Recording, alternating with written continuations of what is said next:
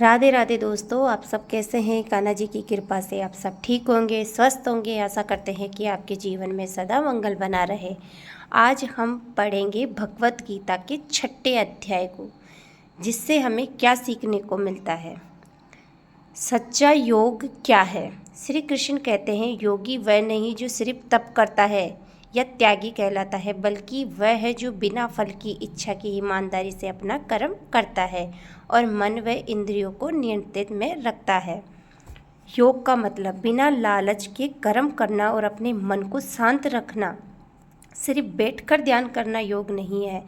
हर वो इंसान जो सच्चाई, संयम और सेवा के साथ जीता है, वह योगी है। मन को जीतना सबसे ज़रूरी है। श्री कृष्ण कहते हैं, मन ही हमारा मित्र है और वही सबसे बड़ा शत्रु भी है। अगर हम अपने मन को काबू में कर लेते हैं तो वह हम जीवन की हर स्थिति में शांत और मजबूत बने रहते हैं। लेकिन अगर मन ही हमें कंट्रोल करने लगे, क्रोध, डर, लालच, मोह से, तो हम दुखी हो जाते हैं। मन को जीतना मतलब कि खुद के ऊपर विजय प्राप्त करना। ध्यान कैसे करें। श्री कृष्ण का ध्यान बहुत ही स्पष्ट तरीका बताते हैं। एकांत में बैठो, पीठ सीधी रखो, मन को एक चीज़ पर टिकाओ, जैसे ईश्वर का नाम या अपनी सांस पर। सही ध्यान से मन शांत होता है और भीतर का ज्ञान जागता है। जब हम रोज़ ध्यान करते हैं तो दुख, चिंता, क्रोध सब धीरे धीरे दूर हो जाते हैं। ध्यान और आत्मा परमात्मा को जोड़ने का सेतु है। योगी सबसे श्रेष्ठ क्यों होता है। श्री कृष्ण कहते हैं, योगी वह है जो तप, ज्ञान और कर्म का संतुलन साधता है। इसलिए वह तपस्वी, ज्ञानी और कर्मी सभी से श्रेष्ठ होता है। योगी सबसे श्रेष्ठ है क्योंकि उसका जीवन शांत, समर्पित और सेवा भाव से भरा होता है।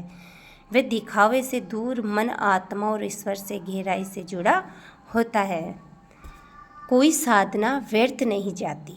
श्री कृष्ण कहते हैं, अगर कोई साधक ध्यान या साधना में बीच में छोड़ भी दे तो भी उसका किया हुआ कभी कष्ट नष्ट नहीं होता।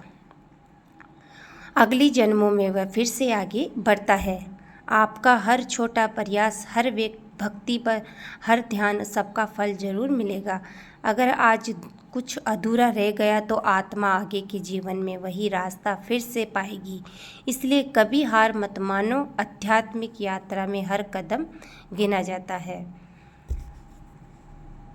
इस वाक्य में 3 मुख्य बातें हैं जो योग के असली स्वरूप को समझाती है। जब हम रोज़ थोड़ी देर एक शांत जगह बैठकर अपने मन को एक जगह पर केंद्रित करते हैं, जैसे ईश्वर के नाम पर, सांस पर या किसी मंत्र, तो हमारा मन बाहर की हलचल से हटकर भीतर की शांति को महसूस करता है।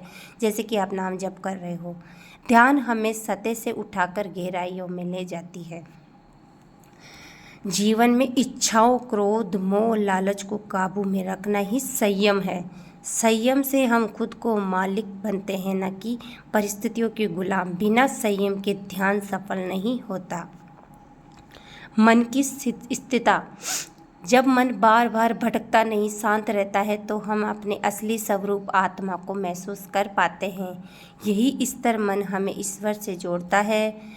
सच्चा योगी वह है जो अपने मन को स्थिर करता है, जीवन में संयम रखता है और ध्यान के माध्यम से ईश्वर के साथ आत्मा को जोड़ता है। तो राधे राधे दोस्तों, आपको ये वीडियो कैसा लगा। कान्हा जी की कृपा आप सभी भक्तों पर बनी रहे। आशा करते हैं कि आपके जीवन में सदा मंगल बना रहे। ठाकुर जी की कृपा आप सभी भक्तों पर यूं ही बनी रहे। भगवत गीता का पाठ किया करो दोस्तों। तो राधे राधे, श्री हरि।